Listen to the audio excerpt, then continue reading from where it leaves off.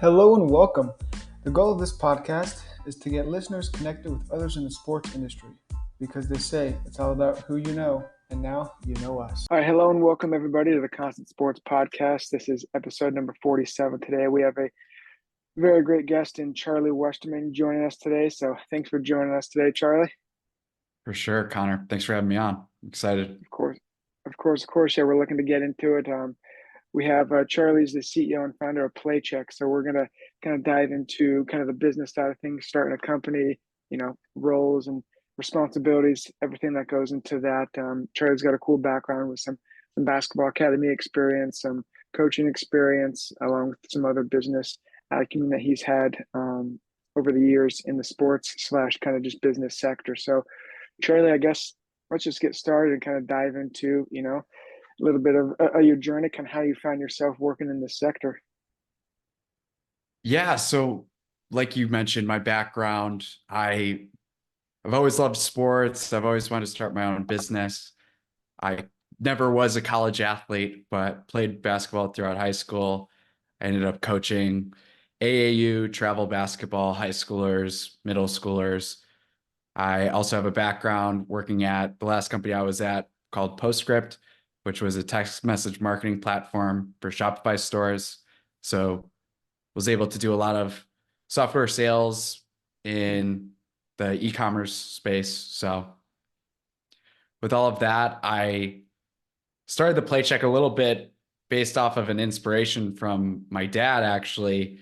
He's a business owner as well. And he obviously knows how much I love sports. And he came home one day because he went to, or I visited him, and he was at a business roundtable with one of the collective guys from Purdue.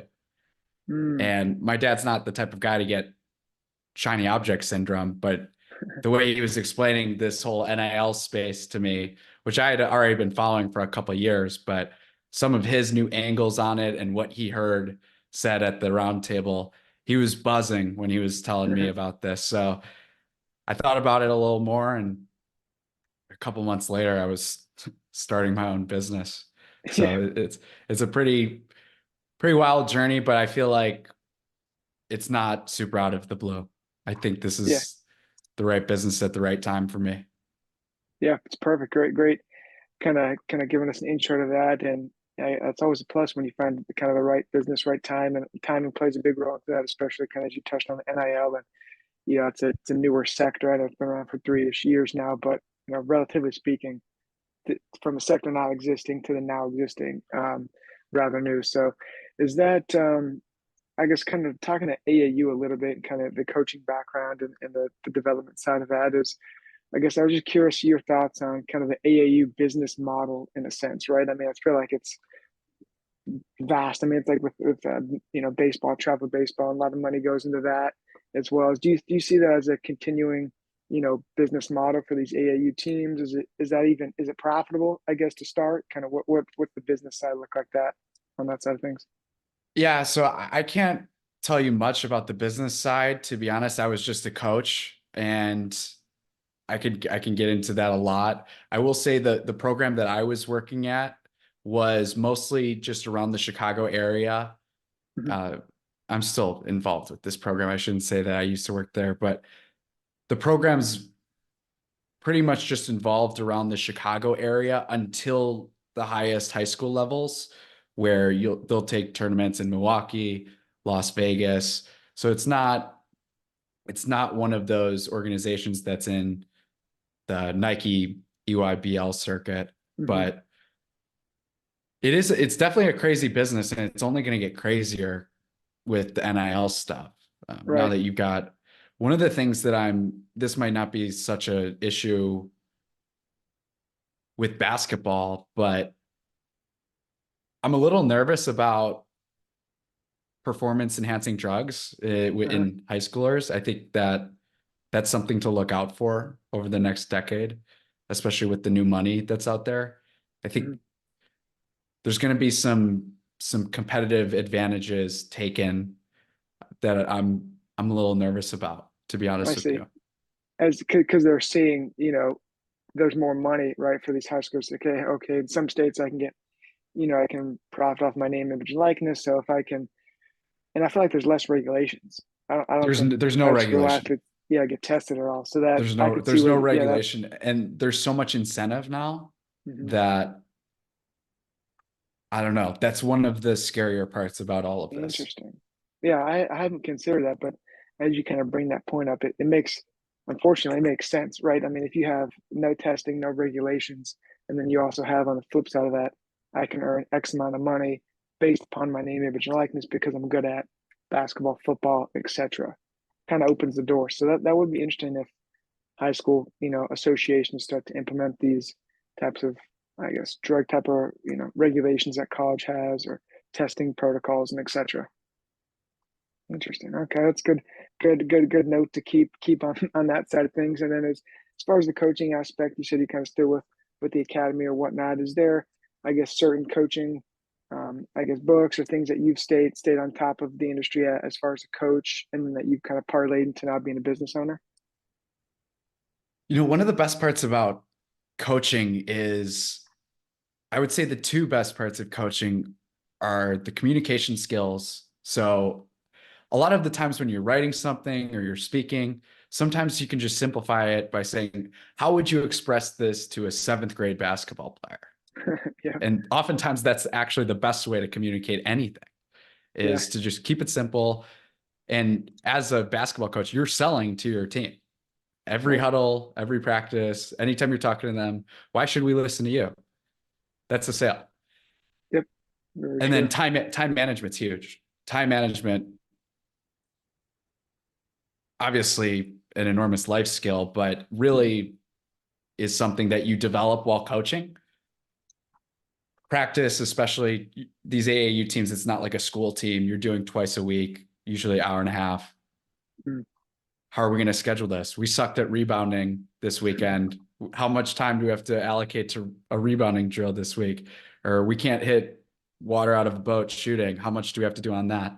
And then in the games, up six, or let's say down six, 2 minutes left, kids at the free throw line, running clock until the last minute. When are we using our last time out here? When do we start Right. fouling? This kid, all of this stuff was great practice for what I'm doing now. And Mhm. I think it's transferable to any job. So I think that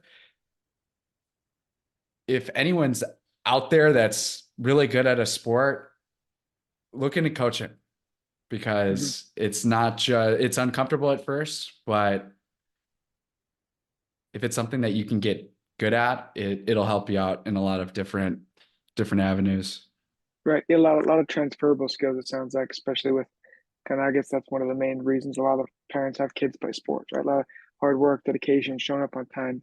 These types of things are all transferable into, the business side of things when, or I guess just being an employee or what have you. You don't have to, be a CEO or founder to have those skills, obviously. But as we talked about a little bit of kind of the intro, your timing and the start of Playcheck with connecting athletes and businesses. So give us kind of an overview of what exactly Playcheck is, how one of your core kind of concepts is facilitating partnerships with athletes and businesses. So what does that look like? Kind of give us the overview of Playcheck.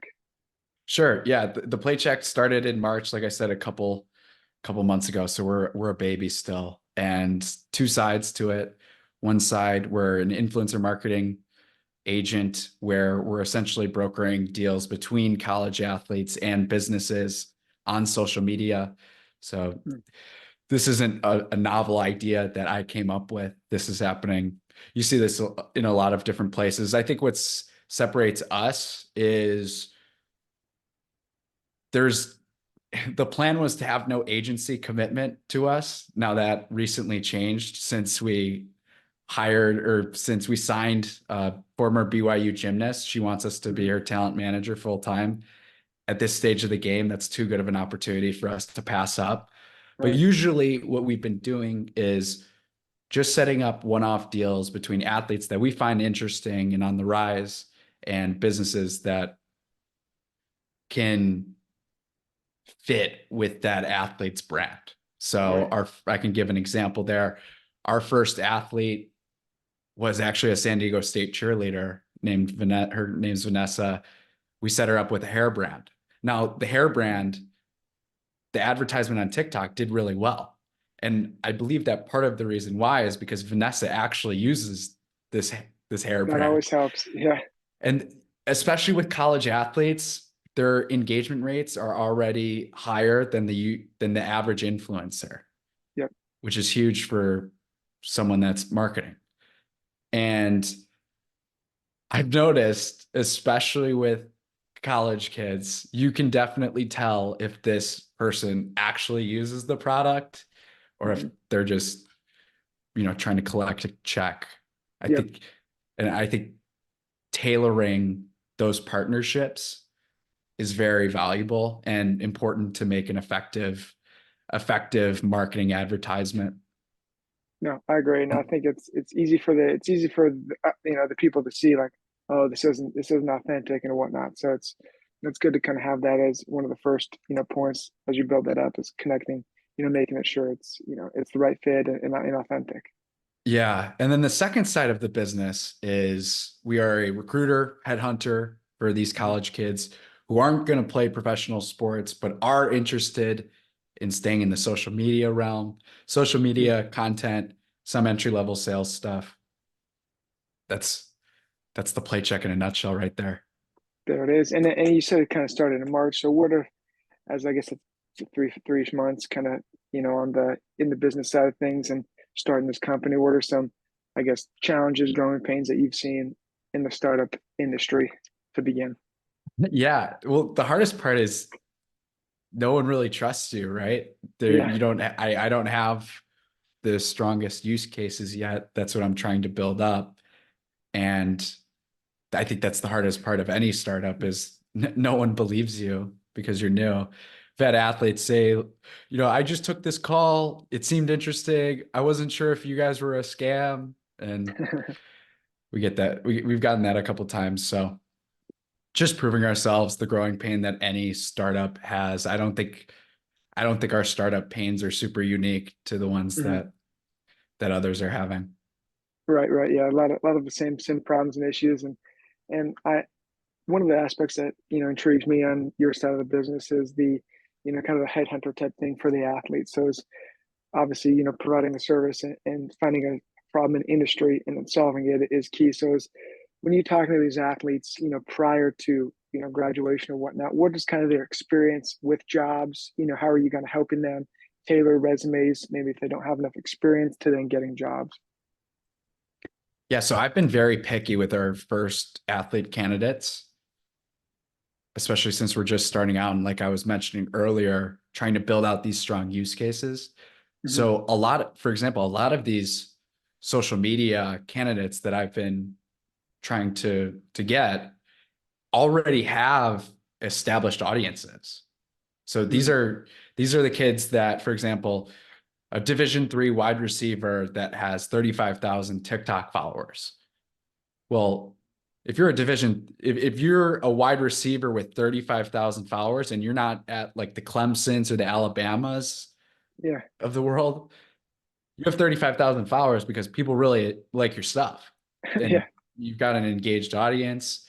And this is a real case that we have, is that this kid makes great football videos and great videos on the gear he uses, practice drills, really interesting stuff that if he can translate those skills to, a sports company or any company, that's pretty valuable. So that's another angle that we're trying to work at, is the proof of work. The resume is kind of already on social media, is what True. I tell the guys, that we'll obviously help you with your resume, but some internship, some high school job you did isn't going to be as impressive as having 35,000 followers on TikTok.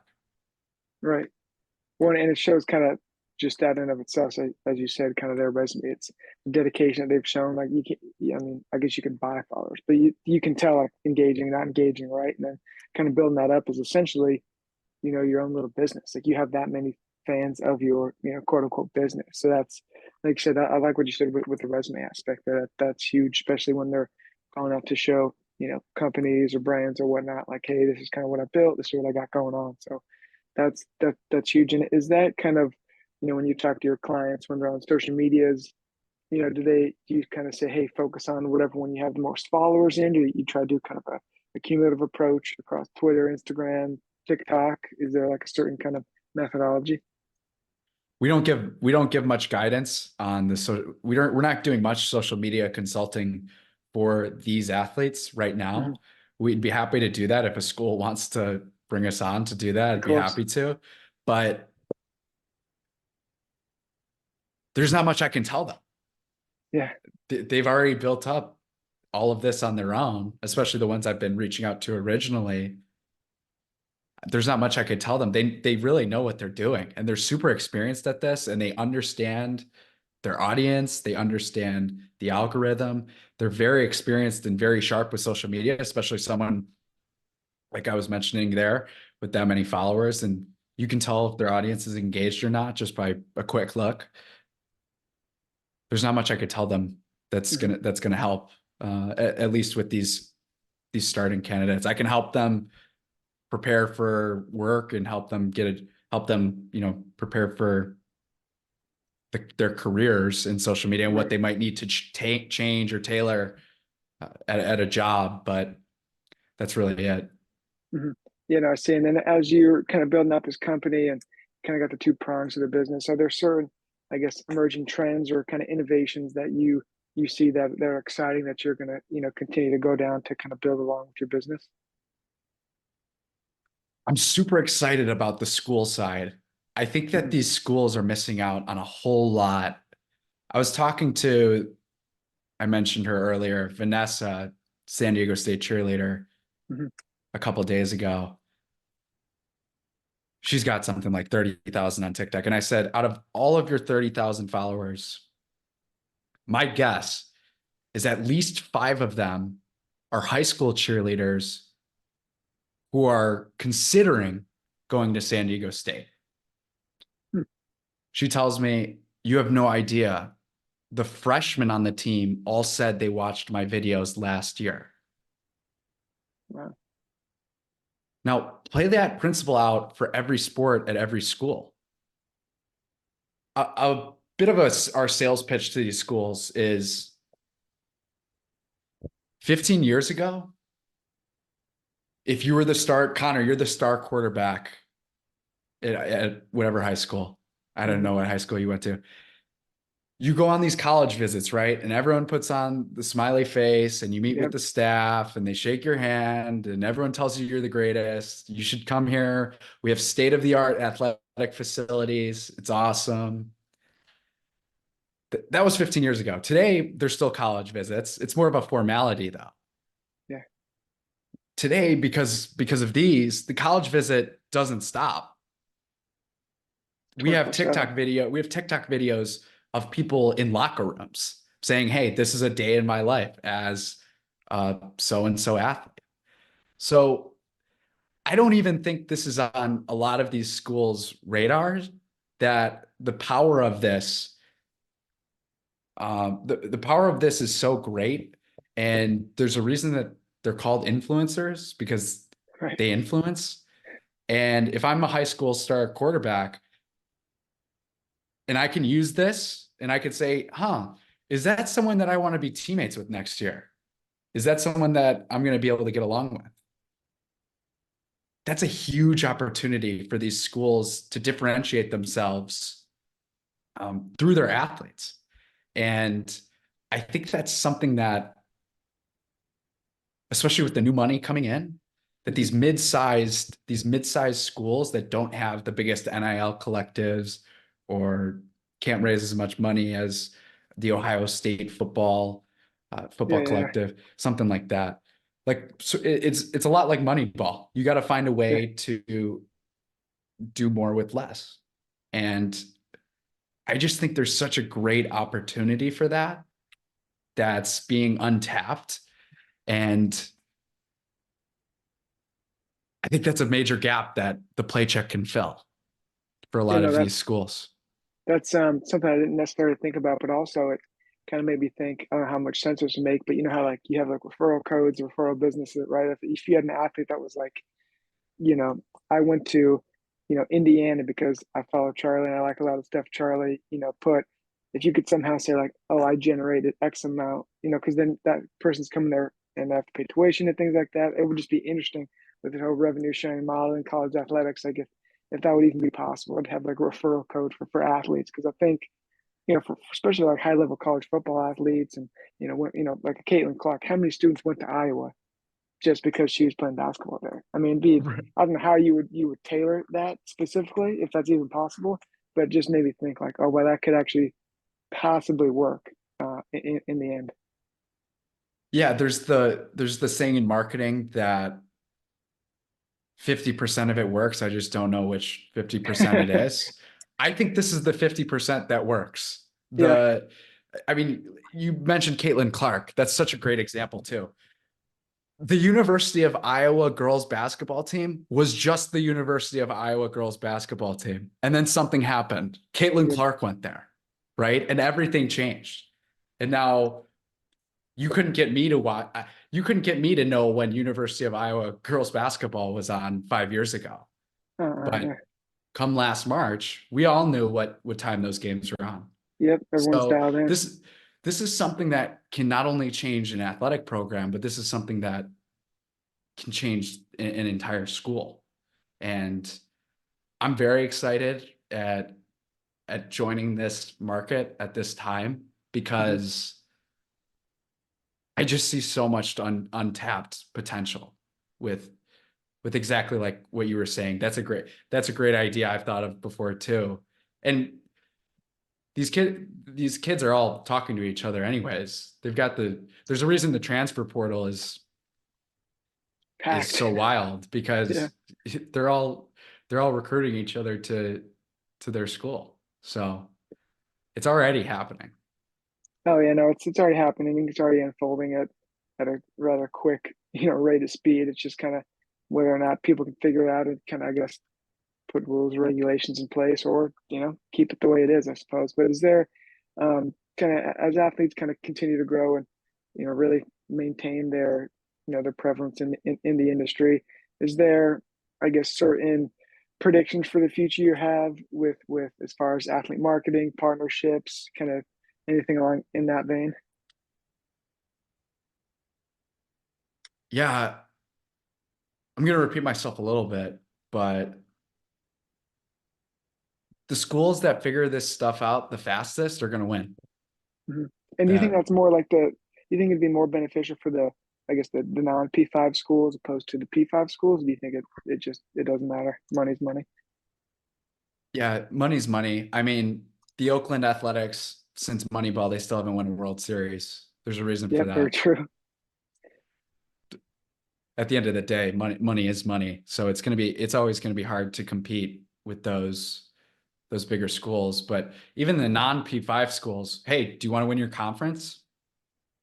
Right. Here's a way you can differentiate yourself to a high school kid that's considering going to this school, your rival school, and then that rival school that's also in your conference. So I think that there's such a people think that I've seen a couple things on the internet where they're concerned with the NIL is that the blue bloods are going to dominate. Hmm. And I just think that's kind of silly. The blue bloods already dominate. That's why they're called the blue bloods. And I actually think this is a greater opportunity. The more money that gets poured into this system, and also also college basketball is across the board way more talented than it Hmm. was even 15 years ago. The fact that you see, I don't know how crazy this March was, but you really saw it last March Yeah. with the schools that with Florida Atlantic making the Final Yep. Four. I Even San mean, Diego when State. exactly that these mid-sized schools, there's a great chance for them to differentiate themselves with the combination of the greater talent pool that's just coming into general college basketball with all of the competition. I think it's an amazing opportunity for mid to small size schools to really have a crack at the blue bloods. Yeah, but so I think it also makes it a much more even playing field because before it was basically just a facilities, an arms race to facilities. We have the best facilities. It's going to pump out X amount of athletes. You can be better. And then the lower kind of non P5 schools didn't have as nice of facilities. They were kind of stuck. Like, okay, here we go. But now you kind of have somewhat of more equal playing field with, I mean, who knows what donor, what's, rich person went to Western Michigan, but now they want to, sponsor the collective and more money is getting pumped in. So I think it kind of gives, like I said, more of an even playing field throughout, and it gives athletes more of an opportunity to either stay closer to home or maybe they want to go somewhere else, or really gives them more options to choose from, opposed to just I'm going to go to Alabama and be the third string running back until I'm a junior or senior, right? Did we talk about athletic facilities on our first call? I don't think so. No. What do you got in mind? Okay, because I've used this example before as well, but I think that social media deals, especially with national brands, Mm-hmm. are to the 2020s what athletic facilities were to the 2010s. Yep. So 10 years ago, everyone's coming out with, hey, we spent $100 Oh million yeah. on a new weight room, a new swimming pool, state of the art locker room, Yep. state of the art, everything state of the art. And to go back to my college visit example, at a certain point, you're going to every school and everyone's got a pretty nice weight room. Yeah. Everyone's got a pretty nice pool. Everyone's got a pretty nice training facility. These schools are going to have to find a way to differentiate themselves again if they want to stay competitive. And I think it happens on here. Yeah, no, I agree. And I was talking to a few athletes that were doing the visits, and we were kind of talking about the same thing. And they were like, a 45-pound plate is a 45-pound plate. Like the facility is only going to be, I mean, it's not like it's going to be much different. Like a weight is going to move the same amount. It doesn't matter, right? So it's like you can put all the bells and whistles around the weight room, but the weight room's still going to be the weight room. A pool's still a pool. Like, it's, I think that's kind of what these athletes start to figure out. Like, that was a shiny toy, but now it's not. As you're alluding to, it's more with the, I guess, the presence that you can build, the social media aspect, the influence aspect, kind of going forward. So yeah, no, I agree with you, kind of 100% there. Is there, I guess, following kind of the entrepreneurship, sportspreneur, as I like to call it, advice that you would, give to others as you've been in this journey for the past few months, and I guess I'm assuming longer, right? Didn't just start and happen in March, but is there advice you'd give to young kind of entrepreneurs or those looking to kind of get out on their own? That's a good question. I definitely have advice to the athletes. Mm-hmm. That works too. Yeah, I would say don't underestimate your potential here. We've had people that started hosting stuff their senior year that are making it big now. Rebecca, who we signed, was telling us, I wish I started sooner. I started Mm-hmm. really taking this seriously in my senior year. And always be thinking about your expiration date as an athlete. It's not something that anyone wants to think about, especially when you're in it and you're practicing every day, you're training every day. You don't want to think about when it's all over. Right. But I wouldn't put that off. It's always good to have a plan on what's going to happen after this. You're going to be a non-athlete for more of your life than you're going to be an Oh athlete. yeah. And you don't want to be stuck in a mental black hole, because it is a transition for a lot of people. It's really sad. There's some videos online of, you get into the former college athlete space where it's really a tough obstacle mentally for a lot of people. And it makes sense because it's so Okay. much of their identity. It's so much of what everyone knows them as. You Mm-hmm. go back home for a little bit, the small talk's going to be, hey, how's basketball going? How's football going? How's that going?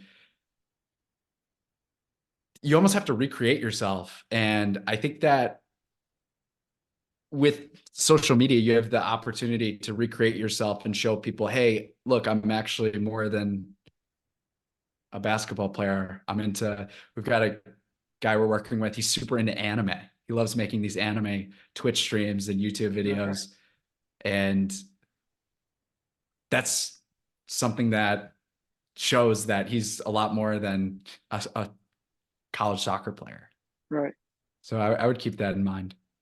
Yeah, no, I like that. And kind of you talking about just posting or just start doing it now, it kind of reminded me of that quote where it's like the best time to plant a tree was 20 years ago, and the second best time is now. So it's kind of Yeah. like just get started. It's not going to be any good to think about, oh, I should have started when or whatever. Just kind of start now and create posting, and kind of going along with that is you were just kind of giving advice. We'll kind of give you the floor and have you, wrap up with, kind of your final thoughts, final words, where people can find Playcheck, where they can, visit your stuff. Like I said, we're just kind of give you the floor to wrap us up here. Yeah, for sure. I appreciate anyone that's still listening. You can find us at theplaycheck.com, my LinkedIn, Charlie Westerman. Super interested talking to anyone in this space, especially schools, athletes, collectives. I think we can bring a lot of value to a lot of places, and we're just starting out. So we're having fun with this. And also Instagram, the Playcheck, Twitter, the Playcheck. Mhm. And yeah, happy to connect with anyone there. Yeah, very cool. And we're excited to kind of launch this out and showcase Playcheck and the great things that you and your team are going to be, creating here in the future, an exciting, mission and slash vision that you guys have created, and looking forward to watching that journey. So for those listening and following, this has been another episode of the Constant Sports Podcast. You can follow us on YouTube, Spotify, Apple, anywhere you get your podcasts, and we'll make sure to put all the Playcheck links and descriptions in the bio. So feel free to hit up Charlie and connect if you are, an athlete, collective, etc., like you mentioned. So feel free to reach out, and thanks for all the listening, and we'll see you guys next week.